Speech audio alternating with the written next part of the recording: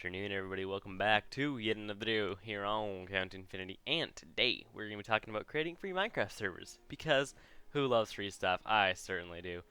We're going to be talking about using Aternos to create servers. Now, the greatest thing about Aternos is that it is free, unlike paid hosts like Shockbite and Apex Hosting. Aternos is free. They run entirely off ad revenue from using their site. The only caveat is that it does not run 24/7. When you have to boot it up when you plan it, and you cannot AFK for more than about 5 minutes. Thankfully, Aternos also doesn't require you to be a nerd or something brutally horrible like that. Like, it's literally, you click a button and it starts, you don't have to type anything in. Alright, let's get into setting up Aternos. So first thing you have to do is make an account, and that is easy. All you have to do is go to aternos.org, aternos.org, and click on the bottom right where it says play. This will take you to the login and sign up page. You can sign up with Google, Facebook, or create an account with an email. The first two were exactly how you'd expect them to, and so does the email, because emails. I'm just going to be using signing with Google because it's faster and easier, and I already have an account. You've actually seen the server I'm making in use. I used this one for UAC, so that was fun. Once you're in, you click on the lovely button labeled Create a Server. From there, it generates an IP and a server description based on your username, which is cool.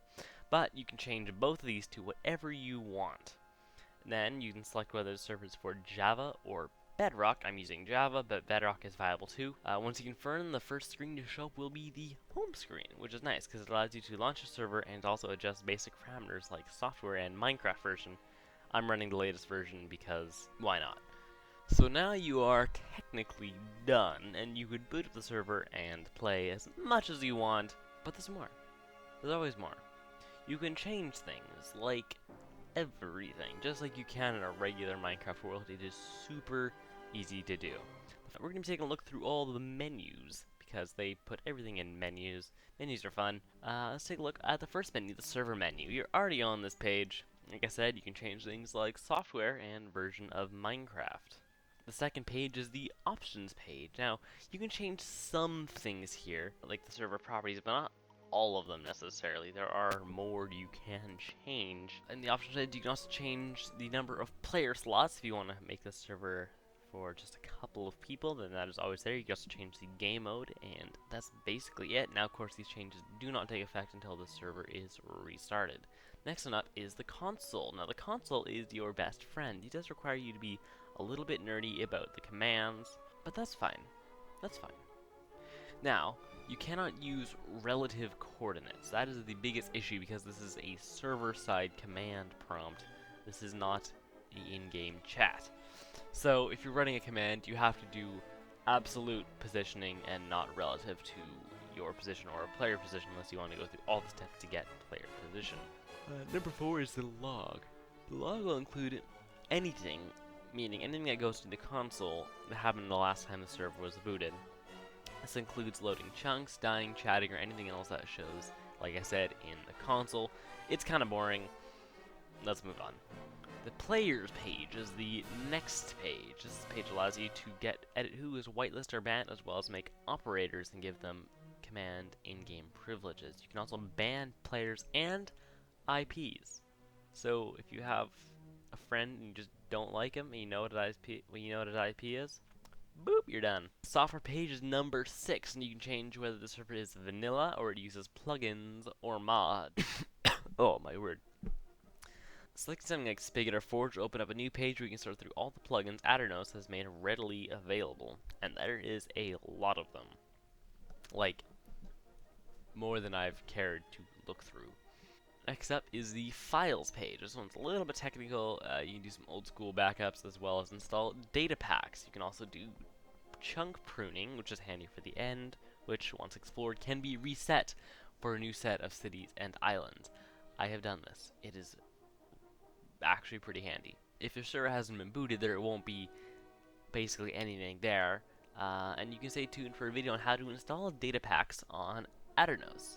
You can also click on the server.properties file, where you can edit way more than the settings on the options page, such as adding hardcore and adjust the world type, like make it amplified.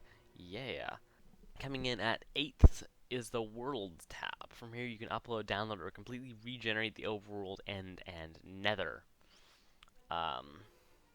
Yeah. There's no pruning, it's literally just the world's greatest sledgehammer for getting rid of things. We're almost done. The next page is the backups page. It's super awesome because if you have a server that you happen to love, but you don't know if it's going to crash or die or get corrupted in any way, shape, or form, you can add a Google account that makes automatic backups to your Google Drive at intervals which you can set. So it can be every 1 minute, every 10 minutes, every hour.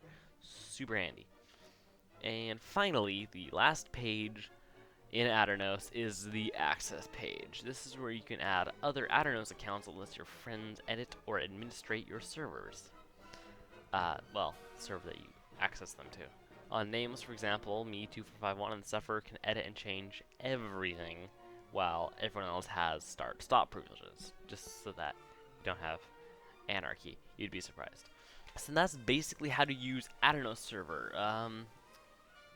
Like I said at the beginning, there is no way to have AFK or any sort of auto farming, just because Aternos is free and they make sure that you remember that by kicking you off if you're AFK for more than a few minutes. If you want to make that stay the same, then do not add any AFK plugins, because actually they will get you kicked faster than Aternos detecting it. So that is all I got. If you like this video, then feel free to click the like button. You know, it's okay. But if you hated it, then be honest. I dare you. Leave a lovely comment if that is what you're into, and if you want to subscribe, don't forget to ring the bell so you'll actually know when I upload a video. Until then, it has been a butt ton of fun, and I will see you in the next one. I will throw a verbal trident at you because I'm not even recording this in Minecraft. This is absolutely fantastic. Alright, goodbye.